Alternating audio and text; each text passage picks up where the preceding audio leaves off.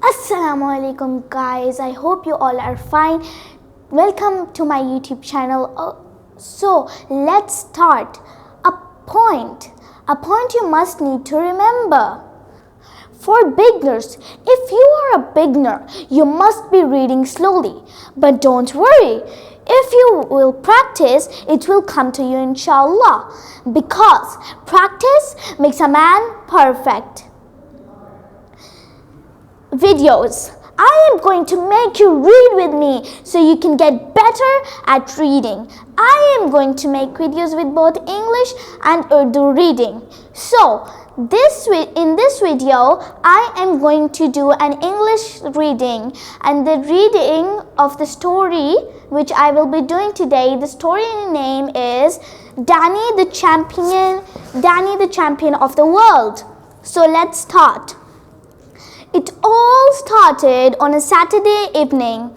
It was the first Saturday of December. Around 6 o'clock, my father and I had supper together in the caravan as usual. Then I went to bed. My father told me a fine story and kissed me a good night. I fell asleep. For some reason, I woke up again during the night.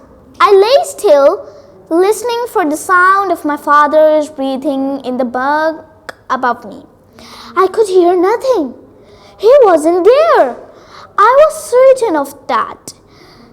This meant that he had gone back to the workshop to finish a job. He often did that after he tucked me in. I listened for the usual workshop sounds, the little clinking noises of metal against metal or the tap of a hammer. They always comforted me tremendously. These noises in the night, because they told me my father was close at hand. But on this night, no sound came from the workshop. The filling station was silent. I got out of my bunk and found a box of matches by the sink. I struck one and held on the wall above the kettle. It said 11:10. I went to the door of the caravan. "Dad," I said softly. "Dad, are you there?" No answer.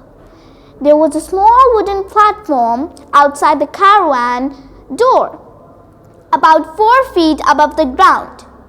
I stood on the platform and gazed around me. "Dad," I called out, "where are you?"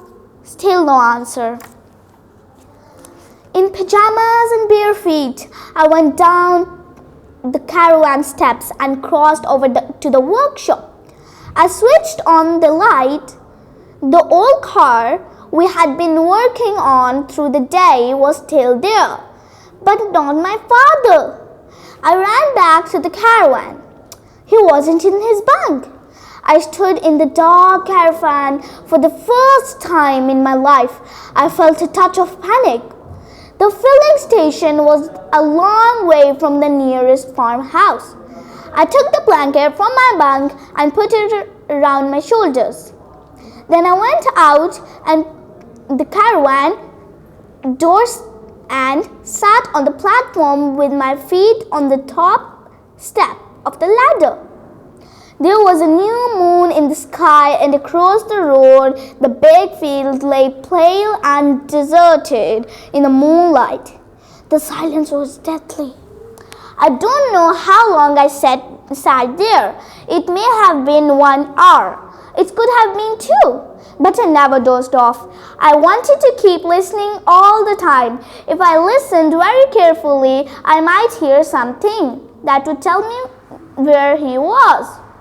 Then at last, from far away, I heard the faint tap, tap of footsteps on the road. The footsteps were coming closer and closer. Tap, tap, tap, tap. Was it him or was it somebody else? I sat still, watching the road. I couldn't see very far along. It faded away into the misty moonlit darkness. Tap, tap, came the footsteps. Then out of the mist, a figure appeared. It was him.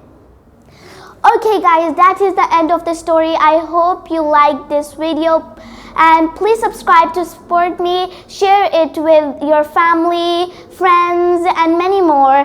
Thank you for listening to my story. Allah Hafiz.